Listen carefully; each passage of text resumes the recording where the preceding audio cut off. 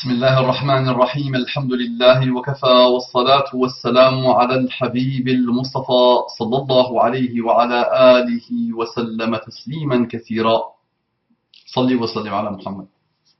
Encore une fois. إن الله وملائكته يصلون على النبي يا أيها الذين آمنوا صلوا عليه وسلموا تسليما رب اشرح لي صدري ويسر لي أمري واحلل عقدة من لساني يفقه قولي إخواني أخواتي أبنائي بناتي أعزائي عزيزاتي أصدقائي صديقاتي أعدائي عدواتي mes ennemis السلام عليكم ورحمة الله وبركاته. Que la paix d'Allah subhanahu wa ta'ala, sa miséricorde et ses bénédictions soient sur vous, mes frères et sœurs musulmans partout dans le monde, mes frères et sœurs de l'humanité, mes frères et sœurs qui n'ont pas encore eu l'honneur d'embrasser l'islam. Cherchez sérieusement et sincèrement qu'Allah vous comble par les délices de la guidée islamique. Un frère m'a envoyé le message suivant. Il a intitulé son mail « Chercheur de vérité ». E accent sans S. Donc chercheur de vérité. J'aurais bien aimé qu'il mette chercheur de la vérité. Il a mis chercheur de vérité. Pourquoi pas? Une seule. Bonsoir, j'ai vu votre vidéo à propos de l'athée Damien sur YouTube. Il est connu pour cracher du venin partout, mais je pense que la logique et la science sont de mon côté. Monsieur, en voici la preuve, vous ne pourrez jamais apporter une réponse logique et rationnelle sur ces cas impossibles. Je mets mon coup sur la guillotine. Moi, je pense que c'est un frère qui n'arrête pas de me demander de faire des interventions sur l'athéisme et qui à chaque fois change de compte pour me contacter, me recontacter, pour me dire et me redire les mêmes choses. Donc si tu me dis, mon frère, que je ne pourrai jamais apporter une réponse logique et rationnelle, le problème est réglé. Pourquoi tu m'envoies ce message? Donc si en entrée de jeu, tu déclares et tu dis que je ne pourrai jamais apporter une réponse logique et rationnelle, il faut se méfier du mot jamais. Tu vas être étonné toute ta vie, et vous allez être étonné toute votre vie avec ces mots, avec ces côtés bornés et obtus, et fermés. Très bien. Et tu mets ton coup sur la guillotine, c'est sur dessous. Donc ton style est un peu bizarre, il est guillotiné, j'appelle ça.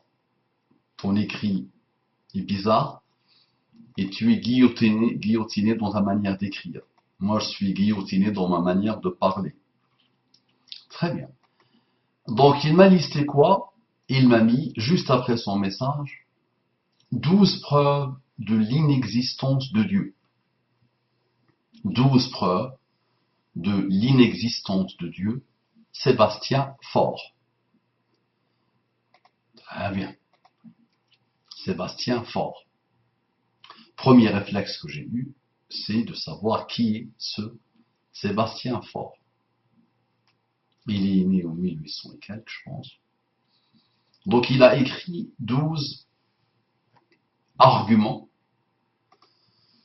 12 preuves, ça veut dire qu'il a prouvé l'inexistence de Dieu.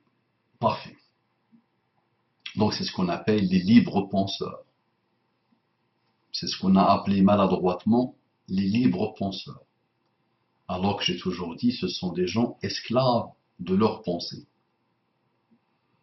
qui, à force de vouloir raisonner, ils ont fini par supprimer leur cerveau et supprimer leur aptitude à raisonner. Ils ont tué en eux toute capacité, toute aptitude à raisonner. Très bien. Donc le frère me demande de répondre rationnellement d'une manière logique à ces 12 arguments. Quand j'ai commencé à lire les arguments, donc il a mis argument 1, argument 2, ok, je me suis dit, la crème de la crème va être mise dans le premier argument.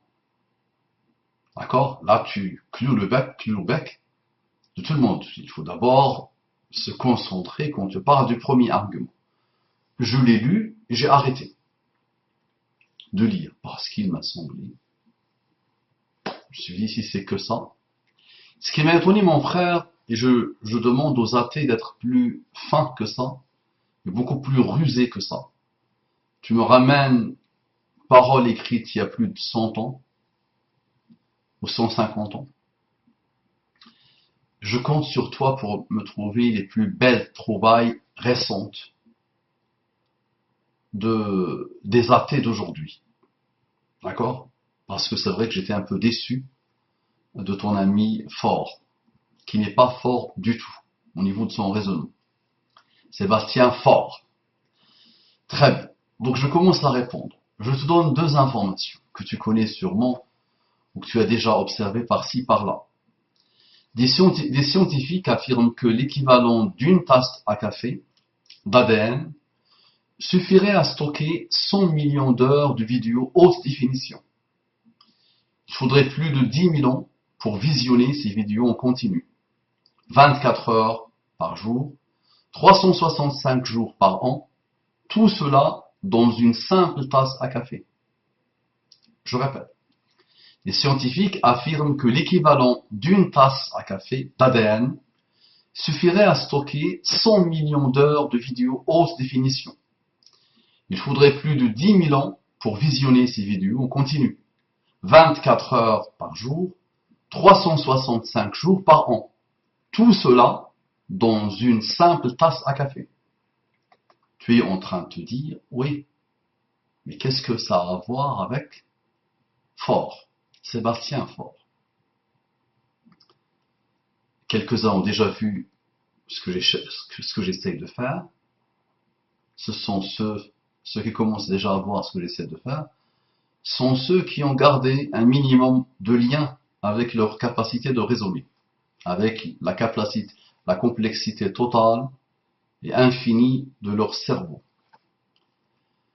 Je donne une deuxième information, qui n'est pas de moi, qui ne sont pas de moi. Je suis objectif, je te ramène ce que les scientifiques racontent, ce que les chercheurs racontent, ce que les calculateurs racontent. S'ils l'ont déroulé et que l'on mettait bout à bout tout l'ADN que contient votre corps, ton corps, mon frère, ton corps qui a guillotiné le français avec ton écrit, d'accord, qui a guillotiné ton cerveau en faisant appel à ton Sébastien Fort. Donc écoute bien, si l'on déroulait et que l'on mettait bout à bout tout l'ADN que contient votre corps, on pourrait faire avec approximativement 5 millions de fois le tour de la Terre. En effet, chaque être humain possède entre 50 000 et 100 000 milliards de cellules, entre parenthèses hors bactéries, et chacune de ces cellules contient environ 2 mètres d'ADN. Je répète, si l'on déroulait, donc qui l'a enrôlé? Toi tu vas le dérouler, tu vas essayer de le dérouler, mais qui l'a enrôlé? Encore une deuxième fois, ça donne mal à la tête ces chiffres, mon ami. Si l'on déroulait et que l'on mettait bout à bout tout l'ADN que contient votre corps, on pourrait faire avec approximativement 5 millions de fois le tour de la Terre. Que ça, on se contente de cette information, de ces 2 informations. À chaque fois que tu observes une créature, à chaque fois que tu observes une cellule, juste une cellule du corps humain ou de n'importe quel corps, tu trouves une infinité de preuves, je dirais même pas de l'existence de Dieu, mais de preuves qui s'arrêtent et ne s'aventurent pas vers l'inexistence de Dieu. Normalement, à chaque fois que tu observes une créature, quelle qu'elle soit, tu es émerveillé par l'infinité miracle qu'elle contient. N'est-ce pas? Plus besoin de parler de ça, n'est-ce pas? Et normalement, quand tu vois cette infinité par rapport aux 12 de notre fort, qui n'est pas fort, tu t'arrêtes en moins. Tu as la pudeur intellectuelle de dire, je ne vais pas m'aventurer vers l'inexistence. Et si tout ça ne suffit pas pour avancer, ou pour essayer d'avancer, ou pour faire un pas vers l'existence, vers la preuve de l'existence de Dieu, si je ne le fais pas, avec ces infinités, infinies preuves qui pointent vers l'existence, donc si je ne fais pas l'effort de faire le pas vers ça, au moins, j'observe la pudeur de ne pas aller vers les preuves de l'inexistence. Parce que si on n'arrive pas à prouver l'existence avec une infinité de preuves, claires, nettes et précises, devant nous, en nous, raison de plus, de s'arrêter devant les 12 preuves de fort. Je ne sais pas si tu comprends le raisonnement. Plus logique que ça, tu meurs. Plus rationnel que ça, tu t'enterres. Mais je sais que l'athée, quoi que tu lui dises, il te sortira toujours des choses. Quoi que tu lui dises. Parce qu'il est extrémiste. Parce qu'il s'adore. Une seule phrase qui tient sur 3 mots, 4 mots, quelques mots, lui bousille la vie, le bloque à mort, et il ne veut pas la reconnaître. C'est la ilaha illallah. La ilaha illallah. Qui est gravé dans chaque atome de ton ADN. Allah lui-même l'a gravé dans chaque atome de ton ADN, dans chaque atome de ton cerveau, dans chaque atome de ton âme. Mais il y a des humains qui ne veulent pas de ça. Ça ne les intéresse pas. Donc ils passent toute leur vie à mentir et à se mentir. Il fallait cette introduction, mon ami. Il fallait poser quelques postulats de base. On analysera, Inch'Allah, argument par argument, les 12 commandements de Messie Sébastien Faure. Donc tu es en train de te dire, ok, ça ne me suffit pas. Ce n'est pas encore rationnel. Ce n'est pas encore logique. Parfait. L'alphabet française se compose de quelques lettres. Imaginons si je te dis que ces quelques lettres se sont mis ensemble pour créer, mettre en place, élaborer, donner vie, faire, fabriquer les 12 preuves de Sébastien Faure.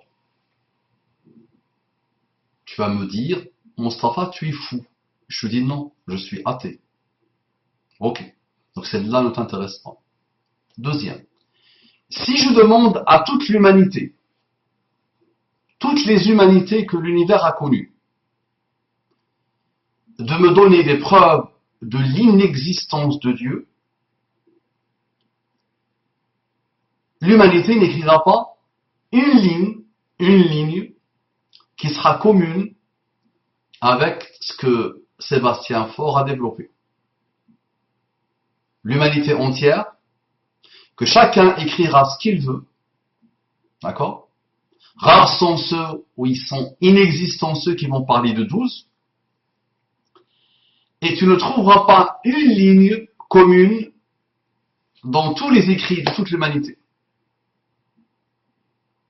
D'accord? Donc si je te dis maintenant que l'humanité entière, si je lui demande d'écrire et d'évoquer des preuves de l'inexistence de Dieu, tombe pile poil sur le texte de Faure, Sébastien Faure.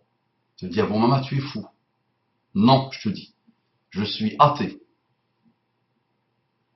Je suis athée. Troisièmement, si je dis à Monsieur Faure lui-même, d'accord? Si je dis à Monsieur Faure lui-même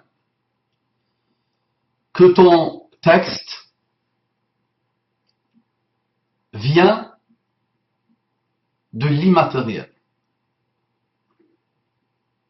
Ton texte a été fabriqué, élaboré, créé, conçu par l'immatériel.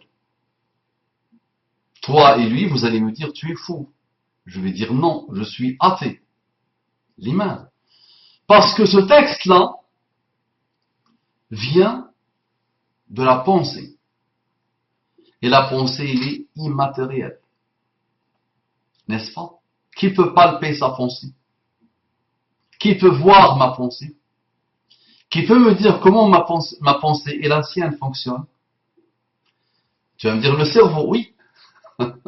Demande à n'importe quel scientifique, demande à n'importe quel chercheur, demande à n'importe quelle personne qui s'est cassé les dents sur cette recherche-là et qui mobilise l'humanité depuis le début de l'écriture, depuis que les humains ont commencé à écrire, depuis que les humains ont commencé à penser, ils sont émerveillés par la pensée. Donc, un texte matériel est né à partir de l'immatériel.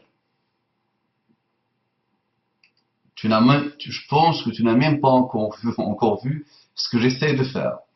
Et je te rassure, les arguments de Faure, on va les analyser un par un. Là, ce n'est qu'une introduction, pour t'aider un peu à te poser.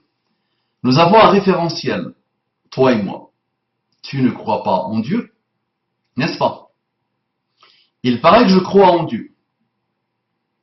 Si je te dis Dieu a dit, tu me diras, ça ne m'intéresse pas. Je ne reconnais pas ton Dieu. Si je te dis la parole de Dieu a dit, tu me diras non. Et si je te dis le prophète de Dieu a dit, tu me diras non. Donc il faut que toi et moi on trouve un référentiel. Quelque chose qui me permet de prendre ton référentiel et de te dire je l'ai en commun avec toi et d'essayer de t'apprivoiser avec ton référentiel. Ton référentiel, c'est le raisonnement. C'est la pensée. C'est cette capacité de donner des preuves, de poser des arguments. N'est-ce pas? Donc, Monsieur Faure, Sébastien, a mis en place un texte. N'est-ce pas?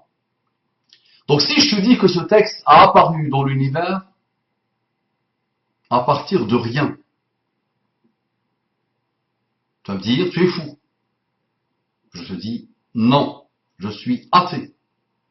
Donc le texte de Faure, les 12 preuves de l'inexistence de Dieu, viennent de nulle part. Et ils se sont auto-fabriqués, auto-créés, auto-conçus, auto-mis en place. Mais le verbe que tu veux. Ce n'est que de la nomenclature, tout ça. Est-ce que tu comprends ce que j'essaie de te dire? Si je te dis maintenant que le texte de Faure n'a pas été écrit par un stylo, tu vas me dire, logique, à vos mains. En 1800 et quelques, il n'y avait pas de stylo peut-être. Il n'y avait pas quelque chose qui ressemblait à ça. Il y avait peut-être la plume. Ou un stylo mais qui n'a rien à voir avec celui-là. Très bien. Ou un stylo bic, le plus simple, le plus connu. Mustapha, je ne sais pas, qu'est-ce que tu essaies de dire? Donc je te dis qu'il n'a pas été conçu, fabriqué, créé par un stylo. Et je te dis, il a été fabriqué par un ordinateur, par un clavier d'ordinateur sur un ordinateur. Non, tu es fou à vous-même. Non, je suis athée. Donc ni stylo, et je te dis, il a été aussi écrit sur une feuille de ce type-là. Tu vas me dire non à vous-même. Tu es fou. Non, encore une fois, je te dis, je suis athée. Et si je te dis maintenant que ce texte de Ford, les 12 arguments, les 12 preuves, n'a pas été écrit en utilisant un alphabet, tu vas me dire, qu'est-ce que tu vas me dire? Tu es fou, Abou Mam. Je te réponds, je suis athée. Donc on peut continuer avec ce type de jeu à l'infini. Et je te dis que Ford, Sébastien, a élaboré ce texte avec une plume pour te faire plaisir, avec les outils d'écriture de l'époque. Ça marche? Avec les outils d'écriture de l'époque. Mais il l'a fait quand il était en train de dormir. Tu vas me dire, tu es fou, Abou Mam, et je te réponds toujours, je suis athée. C'est pire que fou ou moins pire? On ne sait pas. Est-ce que tu comprends ce que j'essaie de te dire? Tu ne comprends pas? Oui ou non? Si tu le comprends, le problème est réglé. Si tu ne le comprends pas, c'est que tu es le problème. Et que tu ne cherches pas la vérité. Tu cherches l'escroquerie, tu cherches le mensonge, tu cherches l'aberration, tu cherches l'irrationalité, tu cherches la non-logique, l'illogisme. Ça existe ou pas ce mot? Je ne sais plus. Ma tête, toute seule, fait arriver des mots. Je ne suis pas à la base un francophone, je suis à la base un arabophone. Mais il y a des mots qui tombent comme ça. Ils viennent de nulle part. Tu es fou? Non, je suis athée. Ils viennent de mon cerveau. Peut-être. C'est le cerveau matériel. Ils viennent de ma pensée. Il est immatériel. N'est-ce pas? Donc les 12 argumentaires, les 12 preuves de l'inexistence de Dieu sont sûrement une preuve supplémentaire de l'existence de Dieu.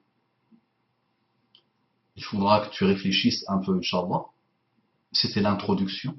J'aimerais bien que tu réfléchisses bien, que tu analyses bien, que tu te mettes en condition et que tu te poses la question suivante. Est-ce que je suis sincère ou pas? Est-ce que je suis sincère ou pas? Si tu es sincère dans ta recherche de la vérité, la seule vérité qui existe, c'est la ilaha illallah. Les musulmans sont en train de dire, tu oublies Muhammadun Rasulullah. La première, une fois qu'elle arrive, c'est bon, tout le reste est simple. Tout le reste est simple et logique. Mais il faut d'abord la ilaha illallah. L'athée refuse catégoriquement Allah, Dieu. Il s'accroche à la pulsion de sa pensée, qui lui raconte tout et n'importe quoi, et qu'il a fini par déifier, mais surtout, il a fini par supprimer. Il a divorcé de sa pensée. Parce que quoi que tu lui dises, il va toujours essayer de trouver quelque chose à dire et à redire. Mais il va oublier ses argumentaires, il va sortir d'autres à l'infini. Juste parce que ça le perturbe de dire La ilaha illallah. Dis-le, essaie un jour de dire La ilaha illallah. Mais tu verras que par elle-même est la plus grande preuve de l'existence de Dieu. La ilaha illallah. Il n'y a de Dieu que Dieu. Il n'y a de Dieu que Dieu. Voilà. Donc il n'y a de Dieu que Dieu. Ton Dieu à toi, c'est ton raisonnement. C'est fort, tu crois en fort le pauvre. Tu crois en fort le pauvre, le faible. Tu crois en toi. Tu as déifié toi. Bon, on ne dit pas tu as déifié toi. Comprends ce que j'essaie de te dire. Tu t'es déifié. Tu as déifié ta compréhension. Et tu as déifié une infinité de choses. Et la seule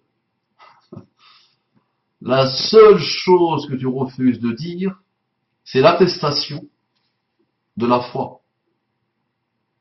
ont un Dieu unique, qui n'a rien à voir avec la matière. La matière qu'on connaît nous, c'est lui qui a créé la matière. Il ne va pas être composé de la matière que nous on connaît. Réfléchis. C'était une introduction. Assalamu alaikum wa rahmatullahi wa barakatuh.